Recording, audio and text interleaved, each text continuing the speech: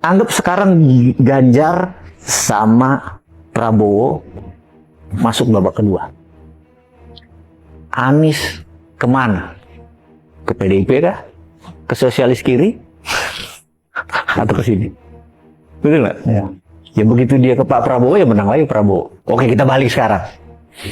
Anies 1, Prabowo 2. Merah kemana? Ke Pak Prabowo lagi, Pak.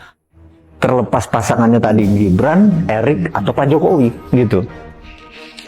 Itu yang kita bilang Pak Prabowo ini winning horse. Kalau taruhan itu, chance-nya dia gede menangnya, bener nggak?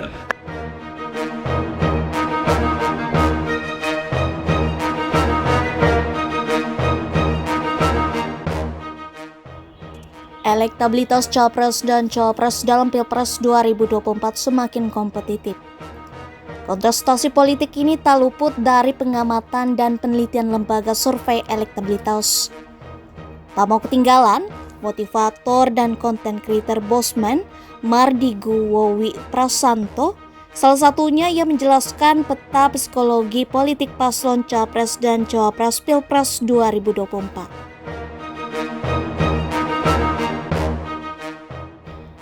Mardigu menjelaskan peta psikologis ketiga Capres dan Cawapres di kanal YouTube Abraham Samad Speak Up dengan tema Bocoran Intelijen, Konspirasi 3 Negara Asing Mengatur Pilpres 2024, Minggu 26 November 2023. Dalam cuplikan wawancaranya dengan Abraham Samad, Bosman Mardigu, pengusaha dan selebritas internet Indonesia ini, menjelaskan posisi psikologis ketiga paslon Pilpres 2024 tersebut dalam perspektif psikologi forensik.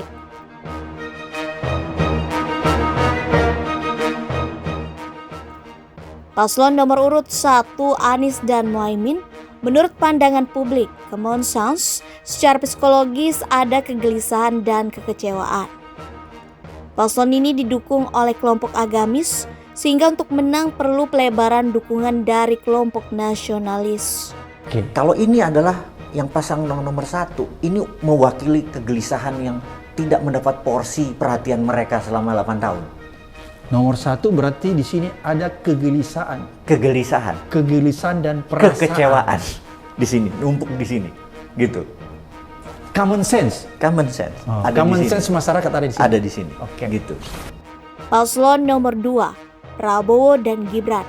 Dalam pandangan publik secara psikologis ada amarah dan ketakutan, ada insecurity-nya dan tak boleh kalah dalam Pilpres 2024. Paslon ini klaimnya didukung oleh kelompok nasionalis, kelompok pendukung Jokowi, yang menang 2 kali Pilpres.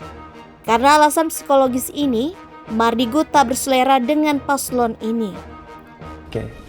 Yang tidak boleh kalah itu nomor 2. Itu psikologi forensiknya. Iya.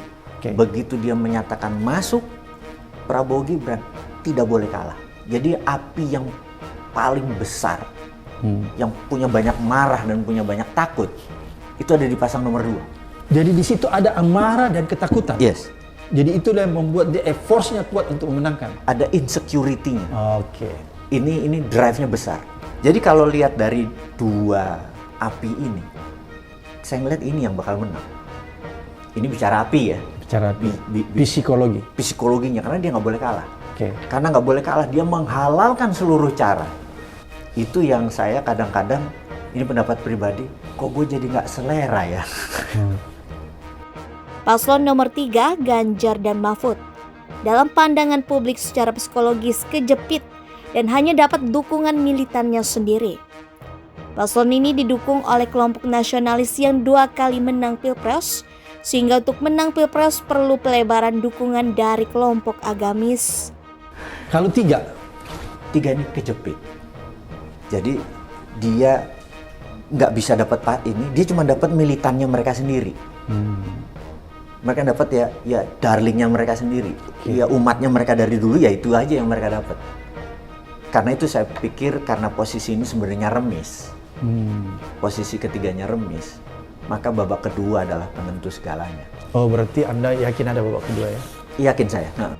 Menurut Mardigu, yang merupakan pendukung konsep MMT, Modern Monetary Theory.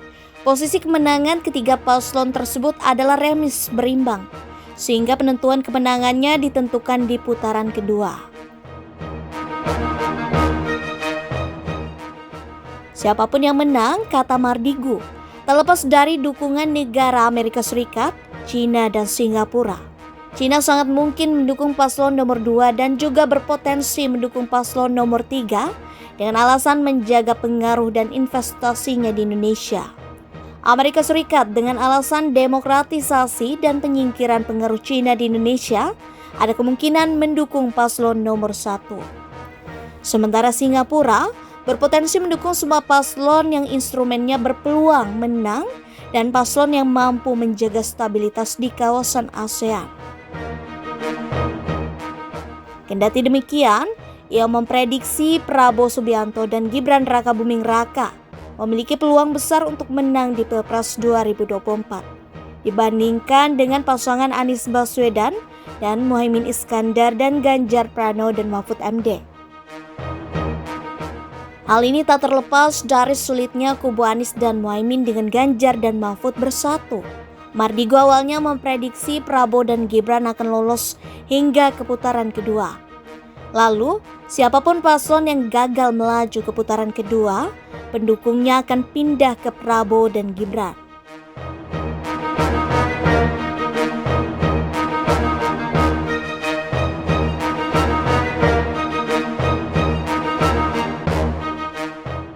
Sementara itu, Mardigu sempat melakukan survei terkait capres pilihan kepada followersnya mengenai siapa yang akan dipilih di Pilpres 2024 nanti. Lewat akun X-nya, Mardigu bertanya.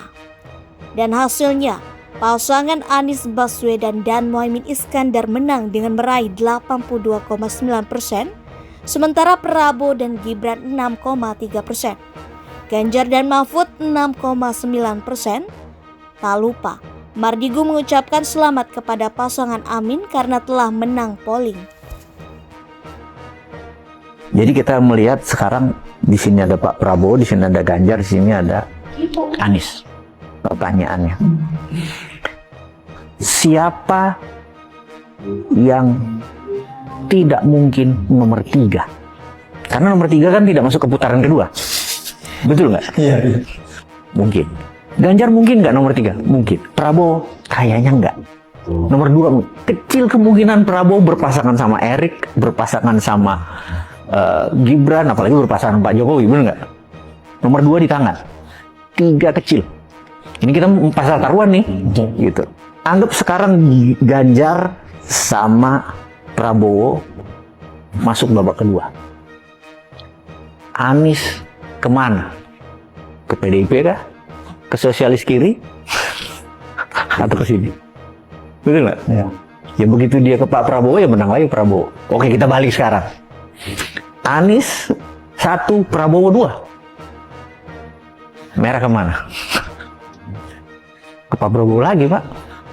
Terlepas pasangannya tadi Gibran, Erik, atau Pak Jokowi, gitu. Itu yang kita bilang Pak Prabowo ini winning horse. Kalau taruhan itu, chance-nya dia gede menangnya, bener nggak? Kalau kita main saham, gue beli sahamnya dia nih, kemungkinan naiknya gede. Kalau dulu orang taruhan tuh di janda ya, di janda. Di ganda.